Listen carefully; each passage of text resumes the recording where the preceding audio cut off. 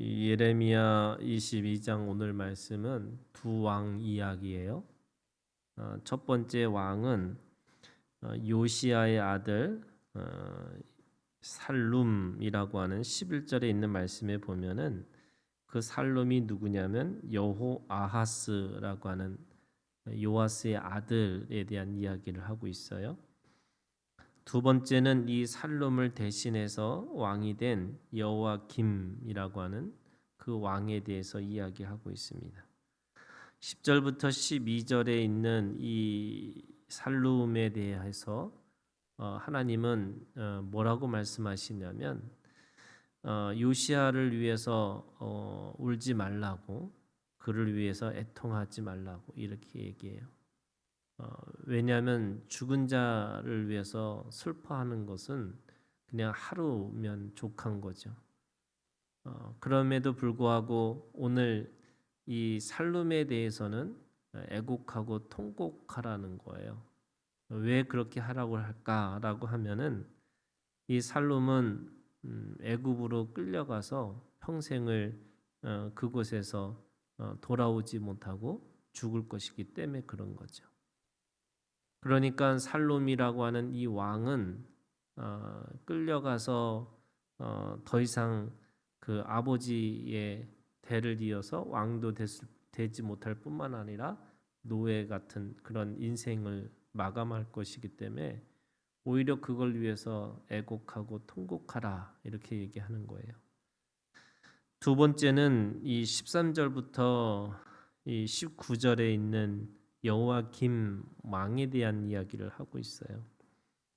이 여호와김이라고 하는 왕은 그 취미 생활이 그거 같아요. 오늘 말씀해 보니까 집을 세우고 다락방을 세우고 그 자기 거를 크게 멋있게 장식하고 만드는 것에 관심이 있는 거죠. 그러니까 그렇게 만드는 일들을 하고 있는 그 왕에게 오히려 애통하고 슬퍼하라 이렇게 얘기하는 겁니다. 왜 그럴까라고 보니까 13절에 보니까 불의로 부정하게 이렇게 얘기하고 있어요. 불의로 부정하게. 그러니까 그것에 대해서 자신의 것을 꾸미는 데 있어서도 불의하게 또 부정하게 그렇게 하는 겁니다. 이 부정이라고 하는 말 속에 보니까 자기의 이웃을 고용하고 그의 품삯을 주지 않았다. 노동 착취를 하고 있는 거죠. 거기다가 이 요시야 왕은 사실은 하나님 앞에 축복받은 사람이에요. 15절에 있는 말씀에 보면 네 아버지가 먹거나 마시지 아니하였으며 정의와 공의를 행하지 아니하였느냐 그때 그가 형통하였으니라 이렇게. 그 요시야의 왕은 정의와 공의를 행했던 사람, 그래서 하나님으로부터 형통함을 받은 사람 이렇게 얘기하고 있는 거죠. 그런데 그런 그 요시야 왕이 어떤 걸이냐면 그는 가난한 자와 궁핍한 자를 변호하고 형통하였나니 이것이 나를 알미하느냐. 이게 하나님을 아는 거죠.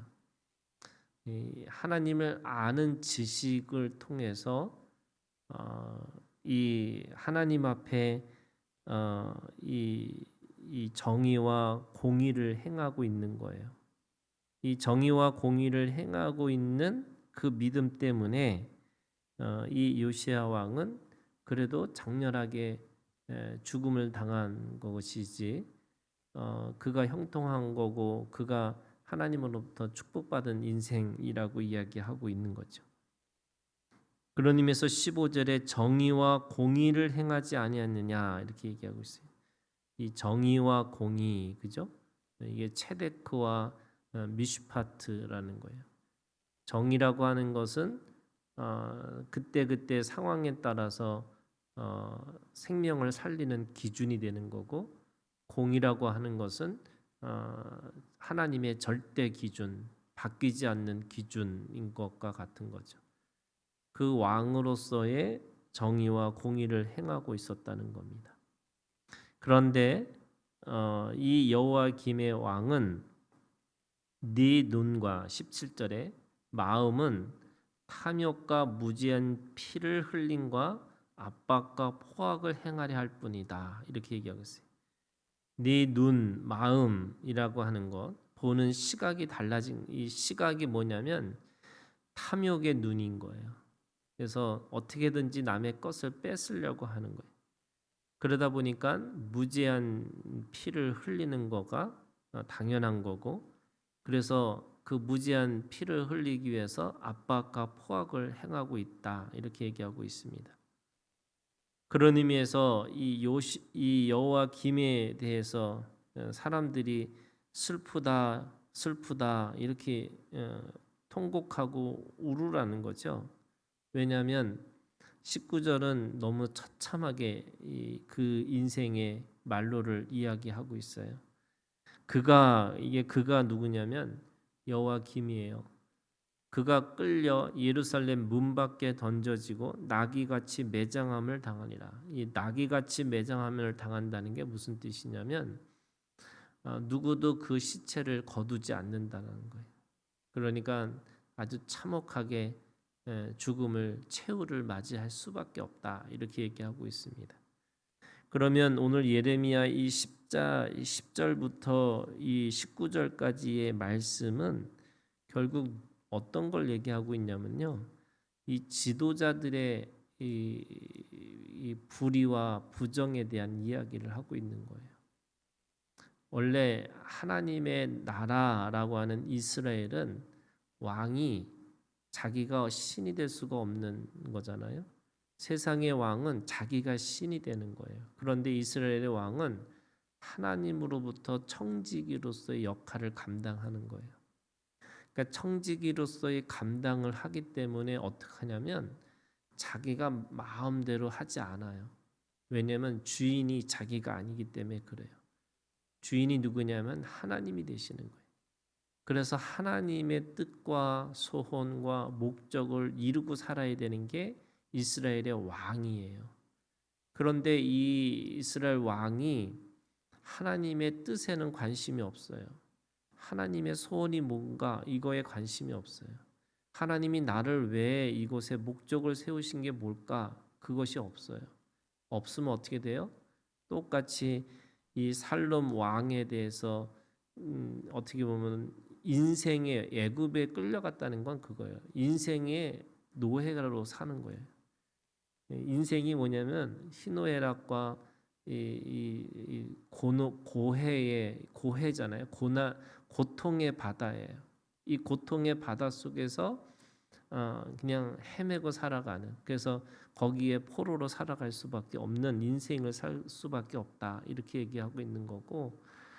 그러면 이 여호와김은 뭐냐면 결국에는 누구도 돌보지 않는 거예요. 누구도 그의 죽음에 대해서 안타까워하지 않아요.